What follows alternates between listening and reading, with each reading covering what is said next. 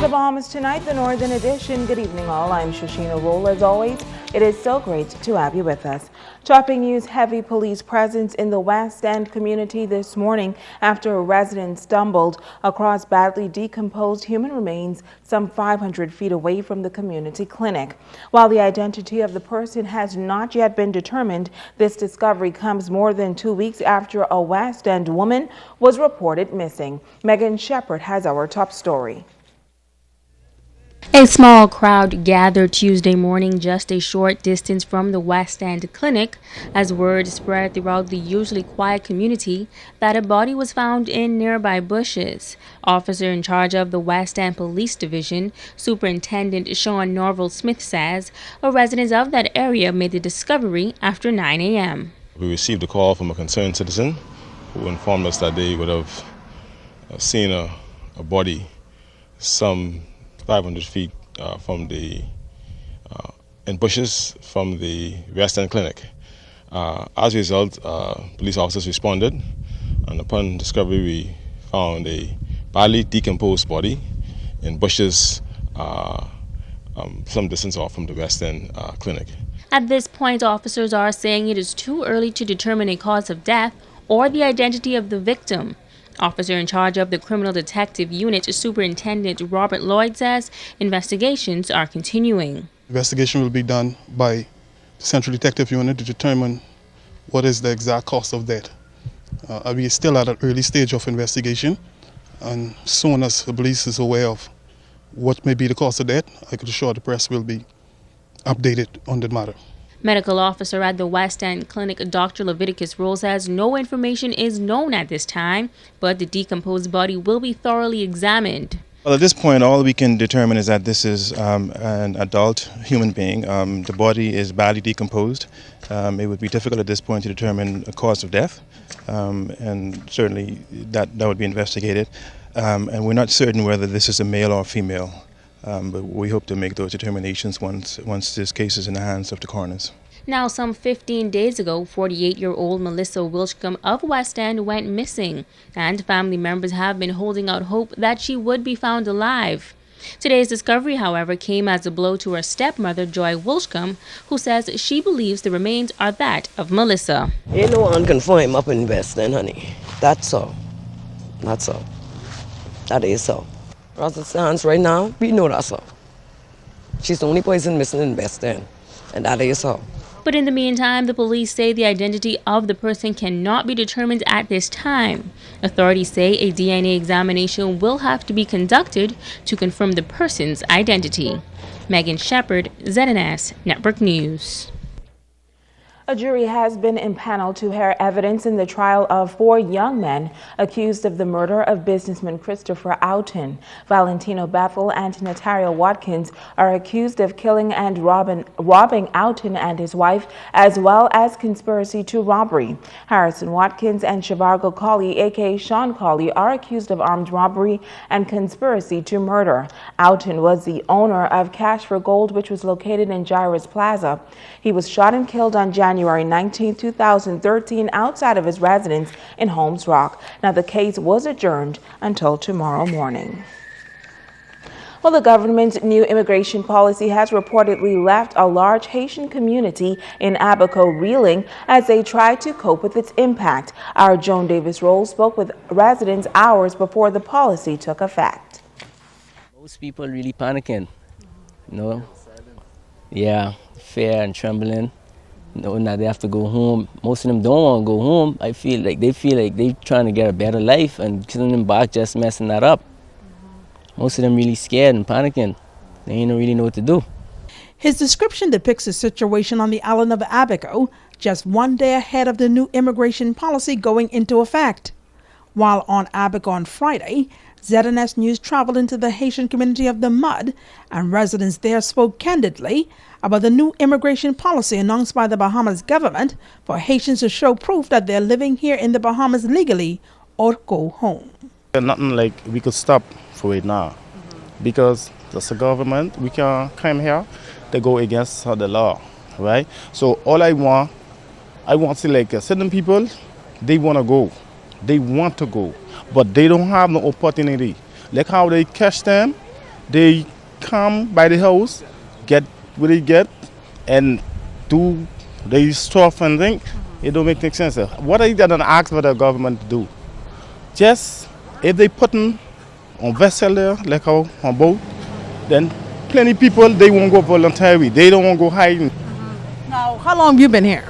But so long, but I've been all that long. You have your papers, your everything. So that's what's happening here. Only one thing I can say to them: keep praying, because if you suffer today, but you suffer, you give God your heart, man, tomorrow should be better for you. So are you legal? But I can't see right now. If you have work permit in the Bahamas, you can't say you straight or this and that, because anytime the government wants, all right, they don't want you there, they can tell you, all right, move. You know, you can't do be you straight. When you home, you can say you straight. You know. You have a Haitian passport? What I could say, anyone. Do you have a Haitian passport? Yes, I have. There was one Haitian man with a college education who felt a sense of entitlement to be in the Bahamas, a country he says he has spent many years helping to build. I built the water pump in Casarina with a well field. And all the pressure tanks and in Tresheki, when I build the water and sewage tank in Tresheki for Bahamas, I build I do the well field in Mashaba, put all them pumps for Bahamas. Now there were those representing the younger generation who did not want to be interviewed on camera. A generation born in the Bahamas to Haitian parents. One among them said the new policy for his Haitian brothers and sisters came as a severe blow. It ain't really fair to the younger generations coming up. I feel like they taking everything they known from birth until now and all their rights to go to school and everything. I feel like they shouldn't do that for the younger generation. I understand where they're coming from with the law, but I don't think you should take the younger generation rights away from them. Carson, so young people were born here? Yes, ma'am. Like, yeah, who have status, although their parents didn't get it. I feel like it's right to take that away from them. Because they're going to send them to a country they know nothing of, their culture, nothing. They just could be like aliens in their area. I feel like they should stay here in some ways. Members of the Haitian community here in ABACO say that they realize that the law is the law. But this particular Bahamian law that went into effect on November 1st makes some of them not only stateless, but homeless. In ABACO, reporting for ZNS Network News, I'm Joan Davis Rolle. All right, Joan. Well, the Bahamas celebration is expected to be out of service for the first 2 weeks of this month. According to a message posted on the cruise line's website, the vessel is on dry dock. Now, the cruise ship that sails between Freeport and West Palm Beach struck an object while departing Grand Bahama on Friday night and had to be towed back to port. Since then, a hole on the port side of the ship has been patched and the ship is listed at 10%. The cost of the damage is not known at this time. The 960 passengers were returned to Florida on board Bimini Superfast Ferry on Saturday. It is estimated that the Bahamas celebration contributes 30% of the overnight arrivals to Grand Bahama. The new multi-million-dollar Wendy's fast food chain welcoming 100 international delegates to its flagship store today. These visitors were not only impressed with the local operations, but they were also able to see the display of Bahamian culture as well. It is one of the newest and most modern Wendy's in the region, and over 100 franchisees and operators from Wendy's Latin American and Caribbean region visited the Grand Bahama store. Marketing manager Yolanda Pawar-Bain says it is a grand day for this island. We're being highlighted because we are very revolutionary, exceptional sales, and these franchisees are basically coming to see how our operation runs. Part of what we're looking at and standing in right now is our image activation store, and as you know, we had our soft opening in last month, and they're coming to see exactly how we have done that, what we've done to renovate the store, to build in our new cafe, to make the ambiance even better for our customers and to drive sales. We are the market leaders. Wendy's is in the Bahamas, and we're quite happy to showcase our stores and to be able to show this group how it is that we do what we do. This island's Wendy's does not only boast of a nice atmosphere for dining, but also provides Cafe Express and products from the Cheesecake Factory. Chris Savusis, Bahamian Wendy's owner, says customers on Grand Bahama have been very loyal. Anytime you reinvest in your business and really make it inviting and a nice atmosphere for people to dine in, consumers really take to that. And this is the least we could do. We've had a store here in Freeport for over 30 years that was tired and old and needed to be remodeled. So rather than remodeling, we thought it'd be better to start from scratch and build a brand new, one of the largest Wendy's that exists in our region.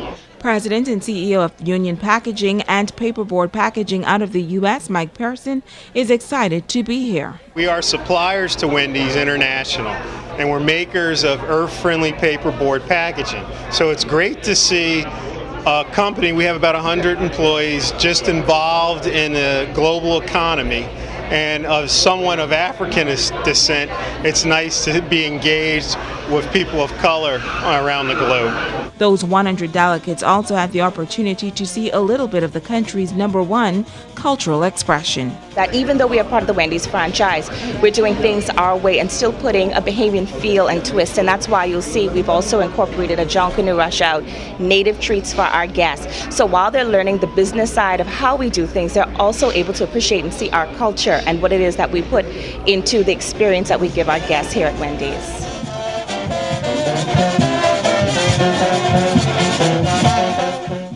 Stay with us. The Bahamas Tonight, the Northern Edition, continues right after this. Bringing news that matters to you. You're watching the Bahamas Tonight, Northern Edition. Welcome back. The Ministry of Finance Value-Added Tax Unit moving ahead with an aggressive educational campaign. For the past several weeks, both private and government agencies have been holding VAT sessions ahead of the January 1st, 2015 introduction date. Now, leading the charge is consultant Keith Worrell. He's calling on residents to get the facts on VAT. We want persons to understand what is expected of them, what they can look, what they need to look for come 1st January 2015, because they're consumers, they're the persons paying this tax, and we want to ensure that those persons who purportedly charge VAT are persons who are authorized to do so. We have to ensure that the consumers understand their rights and responsibilities in that regard, and this is why we have these programs scheduled for the remainder of this week. This Tuesday from 7 p.m. to 9 p.m., Worrell says VAT officials will make a stop in East Grand Bahama, ending in the west at the end of the week. As far as consumer education is concerned, we have a series of meetings that are scheduled over the next few days. We're going to be doing them at various community centers. So, for example, this evening we're going to be focusing on the residents of McLeanstown, Pelican Point, High Rock, Freetown, and Waterkey. And that meeting is going to be held at Genius Cooper Auditorium in Freetown. In other news, the Minister of Youth is spending some time with local youth leaders at the C.A. Smith complex on Saturday. After a month of youth-related activities, Minister Daniel Johnson traveled to Grand Bahama to meet with those young leaders who continue to make a positive impact in society. We have now the youth leaders of this community, many of whom came to Nassau to do the youth in Parliament. They were seen all across the country, all the way from ABACO to Inagua. Their presentations were stirring, dynamic.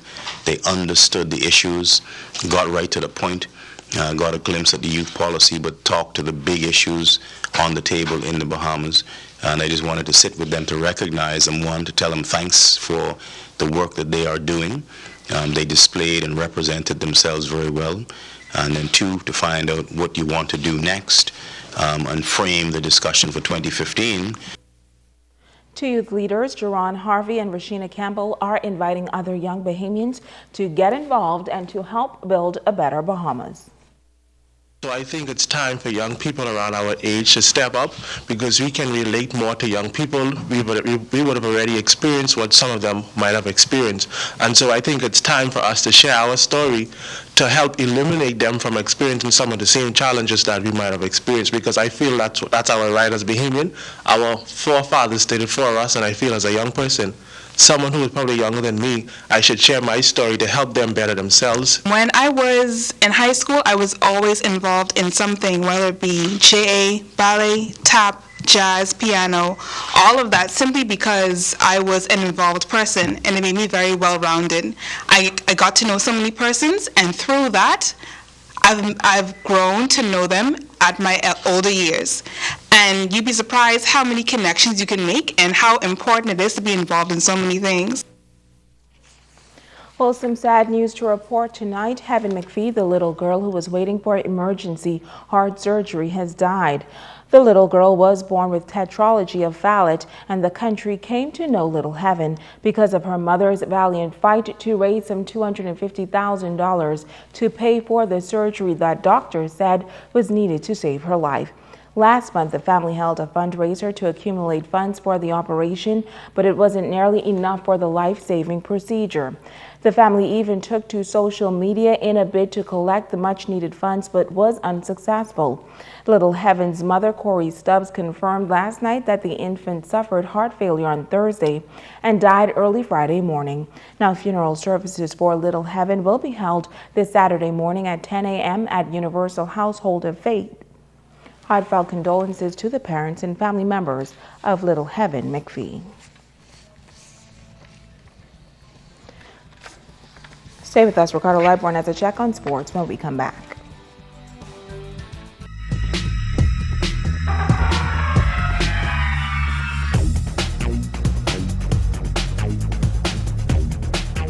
Everybody at Sports Summer, Ricardo Liborn. This one tonight goes out to Sister Joelle Almeida. Nats and the team here say we love you and congratulations. Well, folks, it's been a wacky 2 days since the San Diego Chargers did that foolishness in Miami. Well, the Dolphins feel that they won the Super Bowl. Yes, Ox are Darren Meadows. And so, well, it's called CGA. They put on a show to make me feel better, and these are how Dolphins carry on. Okay, it's not basketball, not softball, definitely not tennis, it's not even soccer or American football. It's called Wacky Day at Grace Christian Academy. These are not Miami Dolphin fans sometimes. Well, you get the picture. Some kids are just cool, like the Carolina Panthers, just chilling. You just gotta love the spirit of the teachers and a thumbs up. Come on, ladies, show them why you got the best dressed faculty of the year. It's the next track star of the Bahamas, right? You betcha. It didn't matter.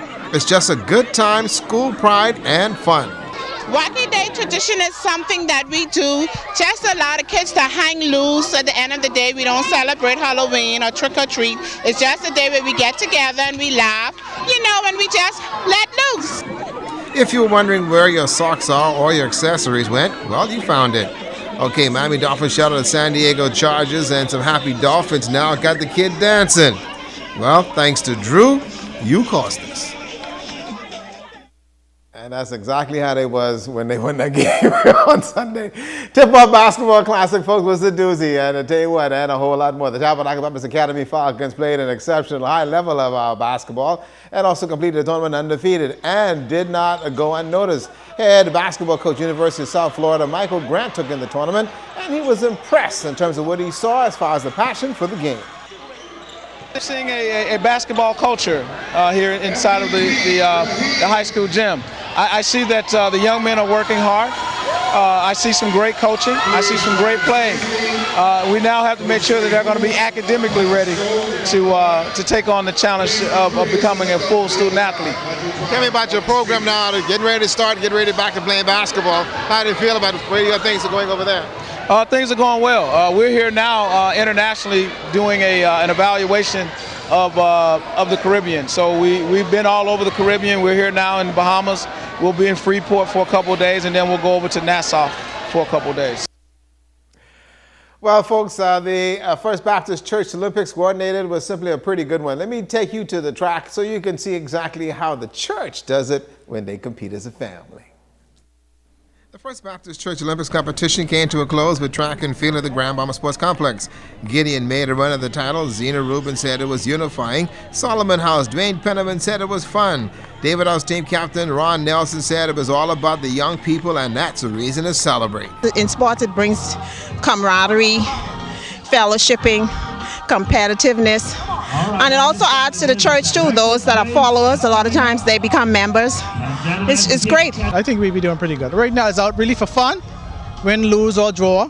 We just out here to have fun, and we out here to come together as a church family. That's what it's all about. We just try to get the young people at least to